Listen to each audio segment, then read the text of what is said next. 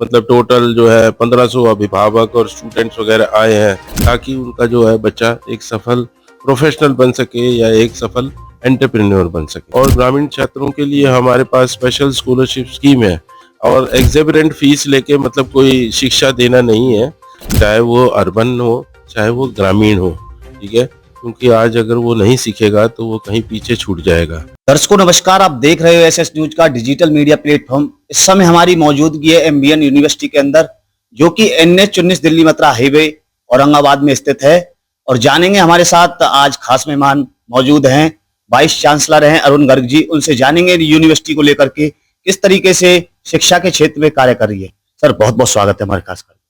मैं आपके माध्यम से जो है ये बताना चाहता हूँ कि एमबीएन यूनिवर्सिटी जो है आज एक इस पर्टिकुलर क्षेत्र के अंदर पलवल और जिसमें फरीदाबाद, नूह, कुल्हाड़ा वगैरह ये सारे आते हैं, इसमें एक अहम स्थान उच्च शिक्षा के लिए बन गया है। और आपने देखा आज हमारे पास मतलब टोटल जो है 1500 अभिभावक और स्टूडेंट्स वगैरह आए हैं, जिन्होंने अभी नया एडमिशन लिया है। तो एक तरीके का उनको विश्वास है कि हमारे पास जो है उच्च शिक्षा में अच्छी पढ़ाई, अच्छी प्लेसमेंट, अच्छी ट्रेनिंग मिलेगी, ताकि उनका जो है बच्चा एक सफल प्रोफेशनल बन सके या एक सफल एंटरप्रेन्योर बन सके। सर, मैं बात कर रहा हूँ, देखिए एमबीएन यूनिवर्सिटी का मुख्य उद्देश्य स्थापना का क्या था ग्रामीण अंचल में? देखिए, हमारा जो गोपाल शर्मा जी हैं, उन्होंने इस यूनिवर्सिटी को शुरू किया था। ये ग्रामीण क्षेत्र छात्राओं के लिए जो है ये यूनिवर्सिटी बनाई गई है। इसमें मतलब ये था कि जो ग्रामीण छात्र जो आगे उच्च शिक्षा नहीं ले सकता, इंजीनियरिंग की, फार्मेसी की, फिजियोथेरेपी की, लीगल स्टडीज़ की या मैनेजमेंट स्टडीज़ की, तो वो हमारा यहाँ पे आके पढ़ता है। और ग्रामीण छात्रों के लिए हमारे पास स्पेशल स्कॉलरशिप स्कीम है। गरीब बच्चों के लिए, लड़कियों के लिए हमारे पास स्पेशल स्कीम है, जो कि हम मतलब बहुत मदद करते हैं। हमारा जो उद्देश्य है वो फीस लेके और एग्जॉर्बिटेंट फीस लेके मतलब कोई शिक्षा देना नहीं है। हमारी जो है बहुत उचित फीस है, उसमें भी हम काफ़ी जो ग्रामीण क्षेत्र के बच्चे हैं उनको डिस्काउंट देते हैं। और हमारी क्वालिटी ऑफ एजुकेशन बहुत हाई है। हम किसी अच्छी यूनिवर्सिटी से कंपेयर करते हैं, अपने आप को कोई नीचा नहीं समझते। देखिए, ग्रामीण क्षेत्र में शिक्षा को लेकर के बात करें, किस तरीके की योजना शिक्षा के क्षेत्र में आप ग्रामीण अंचलों में पहुंचाने का कार्य कर रहे हैं? देखिए, आज की डेट में जो है ना, computer education, artificial intelligence, machine learning और डिफरेंट मतलब कोडिंग या ये साइबर सिक्योरिटी, ये सारी चीज़ें जो हैं बहुत इम्पोर्टेंट हो गई हैं। चाहे वो अर्बन हो, चाहे वो ग्रामीण हो, ठीक है? क्योंकि आज अगर वो नहीं सीखेगा तो वो कहीं पीछे छूट जाएगा। इस तरीके से हमारी जो फार्मास्यूटिकल एजुकेशन है हेल्थ केयर के रिलेटेड, क्योंकि हेल्थ केयर के अंदर माइक्रोबायोलॉजी, बायोटेक्नोलॉजी और बायोकेमिस्ट्री, फिजियोथेरेपी है हमारे पास। और फार्मास्यूटिकल साइंसेस के अंदर डिप्लोमा भी है, डिग्री भी है।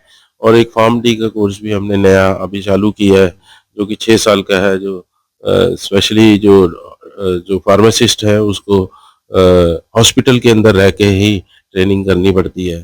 तो ये सारी चीज़ें जो हैं ये ग्रामीणों के लिए ही है। इसके अलावा जो हमारा मैकेनिकल और सिविल इंजीनियरिंग का डिपार्टमेंट जो बंद हो गया था, इस साल से फिर हमने शुरू कर दिया है। उसमें भी हमें बहुत अच्छे एडमिशन मिले। सर, मैं बात करूं, तकरीबन कितने कोर्स विद्यार्थियों के लिए एमबीएन यूनिवर्सिटी के अंदर रखे गए? 50-60 कोर्सेज़ हैं हमारे पास, इतने ही कोर्सेज़ हैं जो कि हम रन कर रहे हैं। और इनमें कुछ नए कोर्सेज़ जैसे मैंने फार्म-डी का बताया, बीएससी कार्डियोवैस्कुलर टेक्नोलॉजी, जो आज की डेट में आप देख रहे हैं कि हार्ट अटैक्स वगैरह ज़्यादा हो रहे हैं, तो उनको उसी तरीके से ट्रेन कराएँगे हॉस्पिटल के अंदर। और ये नए हमने MBA hospital management, MBA pharmaceutical management, ये भी नए कोर्सेज़ शुरू किए हैं। एमबीए इन रियल एस्टेट भी शुरू किया है। क्योंकि जो बच्चे, अब देखो आप प्रॉपर्टी डीलर का काम शुरू कर देते हैं, मगर उनको रियल एस्टेट की लॉ, लीगल एंटिटी के बारे में ज़्यादा पता नहीं होता।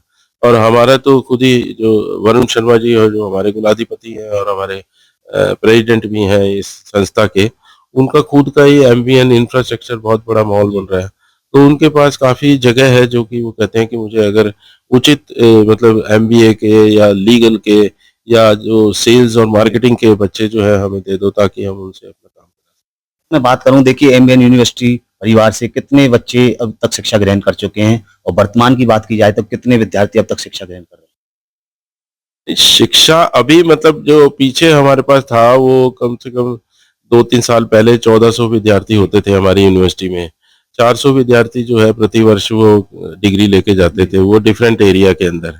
मगर आज की डेट में हमारे पास जो है 4000 बच्चा है और लगभग 1000 1500 बच्चा जो है हर साल, जैसे इस साल 1500 बच्चों ने एडमिशन लिया है।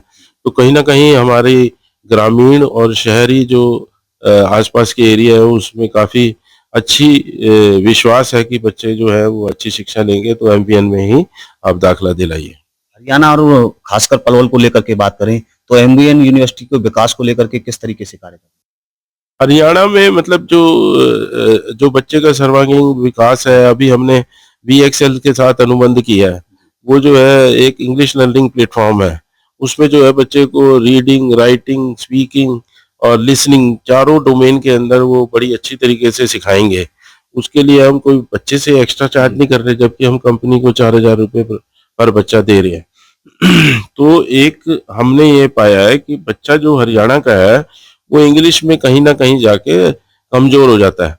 बाकी टेक्निकल एजुकेशन के अंदर वो ठीक है, बाकी पढ़ने में फिज़िक्स, केमिस्ट्री या फार्मास्यूटिकल या टेक्नोलॉजिकल सब्जेक्ट्स के अंदर वो ठीक है। मगर उसके अंदर जो ये अगर नहीं कर पाता तो कहीं न कहीं वो बड़ी पोज़ीशन के ऊपर एक्वायर नहीं हो पाता या अपनी अच्छी एंटरप्रेन्योरशिप नहीं खोल पाता। उसके लिए हम प्रयास कर रहे हैं और आज आप देखेंगे ना हमारे पास 130-140 के करीब फैकल्टी है टोटल। ठीक है, हर एक उसके अंदर हमारी एक्सेस फैकल्टी है। हम ये नहीं चाहते कि जी फैकल्टी ना रखें, नॉन अटेंडिंग ही उसको पढ़ाई, एक क्लास कराई और उसको निकाल दिया, ऐसा नहीं है। पूरी लैब्स और पूरी फैकल्टी है जो कि हर तरीके से उसको पढ़ाती है ताकि उसकी जो पूरी एजुकेशन है वो पक्का बने।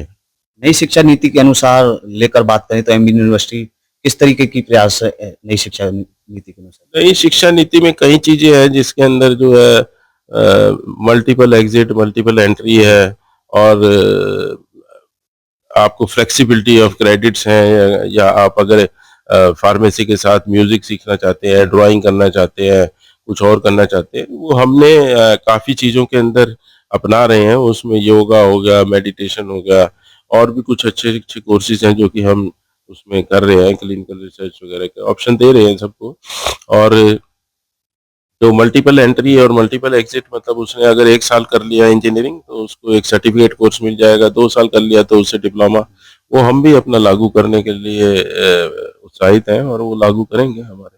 एमबीएन यूनिवर्सिटी की लेकर बात करें तो कितनी कंपनियों के साथ मिलकर कार्य कंपनियाँ तो सर अनगिनत है, मतलब अब हर जैसे हर फील्ड के अंदर कंपनियों का क्या होता है कि वो एचआर जो होते हैं आज की डेट में, जैसे अभी बताया कि भई जॉब्स तो बहुत हैं, जॉब्स बहुत सारी है मार्केट के अंदर, अलग-अलग तरीके की जॉब्स हैं और हर तरह की कंपनी जो है ना, आज की डेट में ये देख रही है कि उसको बल्क में, कुछ लोग तो बल्क में खरीद ले रहे हैं, कुछ लोग जो है बिल्कुल सिलेक्टिव ले रहे हैं और बहुत अच्छे स्टूडेंट्स को ले रहे हैं। तो काफ़ी अच्छी कंपनीज़ जो हैं फार्मास्यूटिकल के अंदर, जैसे हमारी बूट्स है और सन फार्मा है, इस तरह से और बहुत सारी फार्मास्यूटिकल कंपनीज़ जा रहे हैं।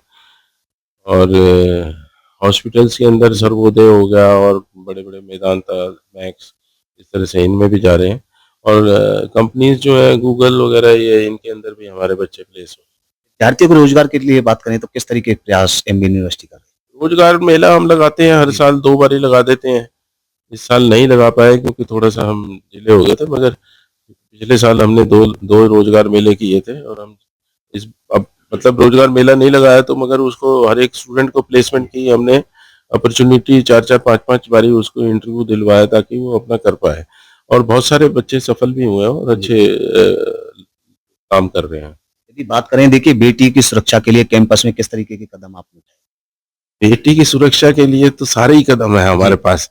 हमारी ज़ीरो टॉलरेंस पॉलिसी है कि कोई बच्चा जो है कहीं गलत काम करे या कोई हरकत करे जिससे उसको, जो बेटी है हमारी, सुरक्षित ना रहे, लड़ाई झगड़ा करे, इश्कबाजी करे, इसके अंदर हम बिल्कुल ज़ीरो टॉलरेंस रखते हैं और उस बच्चे को है सख्त से सख्त कड़ी सज़ा देते हैं। अगर वो नहीं मानता तो उसे एक्सपेल कर देते हैं हम।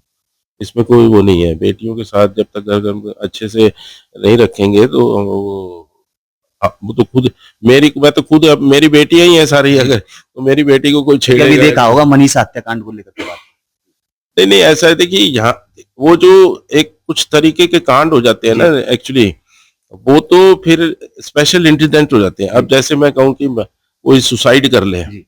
यहाँ पे हॉस्टल के अंदर या कोई वैसे कर ले, मगर हमारी जो सिक्योरिटी है, जो जी। हमारे सीसीटीवी कैमरेज की फुटेज वगैरह है, सारी चीजें हर जगह लैब्स, लेबोरेटरीज के अंदर और मतलब जो है वो जो ओपन स्पेसेस हैं उसके अंदर आप देखिए हमारे 20-25 गार्ड खड़े रहते हैं हर जगह के ऊपर। तो इस तरह का नहीं है हमारा मतलब।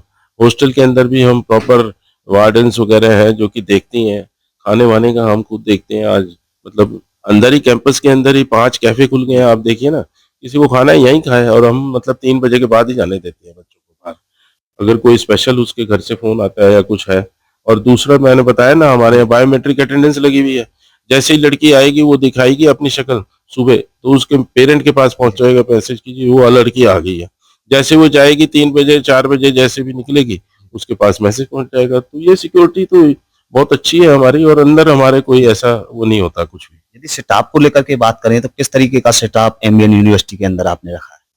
हम देखिए स्टाफ तो क्वालिफाइड ही रखते हैं। दूसरा एक्सपीरियंस स्टाफ की हम कोशिश कर रहे हैं, और एक्सपीरियंस स्टाफ हमें मिल भी रहा है धीरे-धीरे। हम तो चाहते हैं कि बेहतर हमारे स्टाफ, क्योंकि जैसे बेहतर हो रहा है, हमारे पैसे की कमी नहीं है, मैं ये सोचता हूँ। अगर कोई बच्चा कोई स्टाफ मेरे को कहता है मैं इतना एक्सपीरियंस है, मुझे 1.5 लाख रुपए दे दो, 2 लाख रुपए दे दो, तो वो भी हम दे देंगे, मगर उसके अंदर कॉम्पिटेंसी होनी चाहिए, इंडिपेंडेंस पावर होनी चाहिए, लीड करने की, एक डिपार्टमेंट को एक कहीं जगह पे उठा के ले जाने की। हमारे को कोई उसमें वो नहीं है। आज मैंने बताया कि 125 से 130 हमारी फैकल्टी है, और वो सभी मतलब जो है एक्सपीरियंस्ड है, वेल क्वालिफाइड है। आगे क्या रूपरेखा रहने वाली है एमबीएन यूनिवर्सिटी की तरफ से? हम देखिए अभी 3-4 ब्लॉक बनाने जा रहे हैं, ठीक है? एक तो हमारा पूरा ब्लॉक बनेगा आर्टिफिशियल इंटेलिजेंस या कंप्यूटर साइंस का। एक हमारा जो है मैनेजमेंट साइंस का ब्लॉक बनेगा। उसी के साथ हम जो है ये एडमिनिस्ट्रेटिव ब्लॉक्स भी बनाने जा रहे हैं। एक हम क्रिकेट एकेडमी के लिए क्रिकेट स्टेडियम बना रहे हैं। एक बॉयज़ हॉस्टल और स्टाफ क्वार्टर्स का भी हमारा प्रावधान है।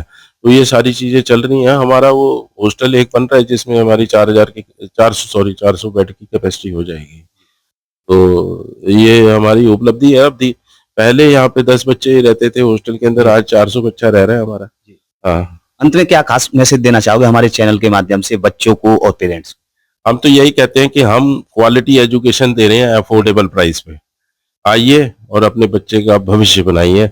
एमवीएन यूनिवर्सिटी आपका स्वागत करता है। बहुत बहुत धन्यवाद। धन्यवाद। दर्शकों, ये थे हमारे बीच में एमबीएन यूनिवर्सिटी के वाइस चांसलर अरुण गर्ग जी। इन्होंने एमबीएन यूनिवर्सिटी को लेकर के तमाम जानकारी दी। आपको बता दें, खामी गांव से थे गोपाल शर्मा जी। उनका सपना था कि ग्रामीण अंचल में एक यूनिवर्सिटी खोली जाए और बच्चों को शिक्षा दी जाए। तो तमाम जानकारी हमें डॉक्टर अरुण गर्ग जी ने दी है, वाइस चांसलर हैं एमबीएन यूनिवर्सिटी के। आगे किस तरीके की प्रतिक्रिया रहने वाली है यूनिवर्सिटी की, वो दिखाने का काम करते रहेंगे। आपका बहुत बहुत धन्यवाद।